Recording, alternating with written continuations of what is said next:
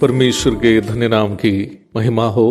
प्रभात मनन के सत्र 1595 में आप सभी का बहुत ही विनम्रता के साथ स्वागत करता हूं। आइए आज का मनन के लिए हम पढ़ते हैं तीमुथियुस को भेजी गई दूसरी पत्री अध्याय 4 पद 9। मेरे पास शीघ्र आने का प्रयत्न कर। प्रेरित पौलुस और तीमुथियुस के बीच का गहरा संबंध के बारे में हम कई बार मनन किए हुए हैं। दोनों के बीच एक ऐसा घनिष्ठ संबंध था जैसे एक पिता और पुत्र के बीच का। पौलुस जैसा एक प्रचारक के साथ सेवा करनी आसान बात नहीं है। पौलुस की सेवा करने की शैली के बारे में जब अध्ययन करता हूं, कई बार मुझे भी लगा है कि वो एक पागल के समान सेवा कार्यों में व्यस्त था। कभी कभी रात भर काम करके दिन में सेवा के लिए भी जाता था। शायद यही वजह होनी चाहिए कि मरकुस, जो यरूशलेम के एक धनी घर का सदस्य था, ज्यादा दिन पौलुस के साथ सेवा में रह नहीं पाया। न ठीक से भोजन मिलता है,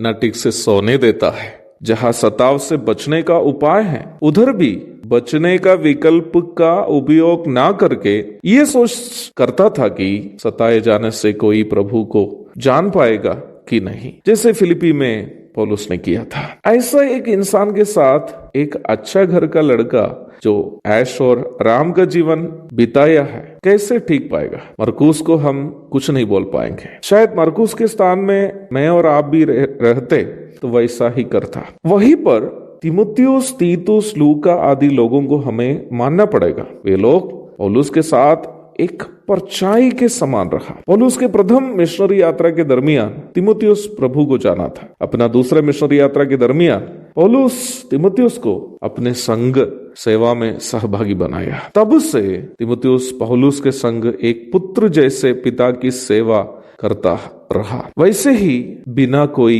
शिकायत किए सेवा करते रहा। पौलुस जल्द गुस्सा करने वाला एक व्यक्ति और जो चीज उनको सही नहीं लगता है उसे मुंह पर बोलने वाला एक व्यक्ति भी था। मरकुस के मामले में उन्होंने बरनबास के साथ तर्क वितर्क करने लगा, जबकि बरनबास वो इंसान था जो पौलुस के आत्मिक जीवन के शुरुआती समय में उनका प्रोत्साहन करके उनको अंताकिया लेके आया था। प्रेरितों के काम अध्याय 15 पद 36 से 38 तक पढ़ लीजिएगा।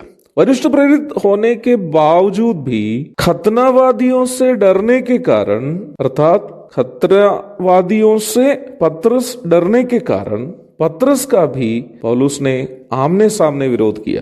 गलाती 2:11। बाप रे, आप जरा सोच लीजिए, ऐसा एक इंसान के साथ सेवा कैसे कर पाएंगे? पौलुस जैसे एक व्यक्ति के साथ तीमुथियुस अगर इतने साल सेवा किया है तो कितना बर्दाश्त किया होगा। कभी डांट, कभी फटकार, परंतु तीमुथियुस इसलिए पौलुस की सेवा कर पाया, पौलुस के संग भी सेवा कर पाया, क्योंकि पौलुस का सेवा के प्रति जो बोझ था उसको तीमुथियुस जानता था और पौलुस को एक पिता के समान देखते हुए उनकी सेवा की तीमुथियुस ने। हर एक डांट, हर एक फटकार को पौलुस के प्रेम का प्रकटीकरण के रूप में तीमुथियुस समझता था। वर्तमान कलीसियाओं में बहुत कम इस प्रकार के संबंध देखने को मिलते हैं।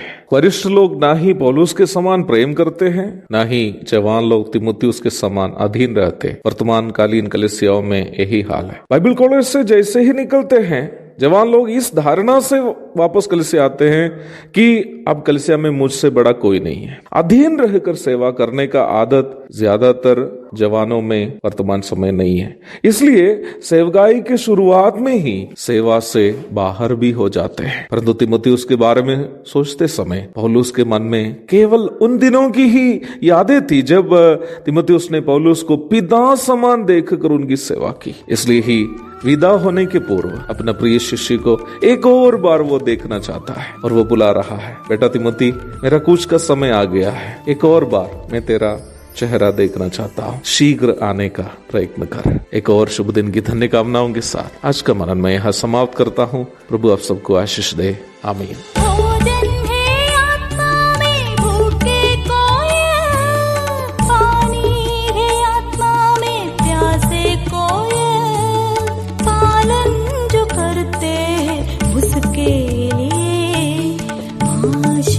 पाने का साधन है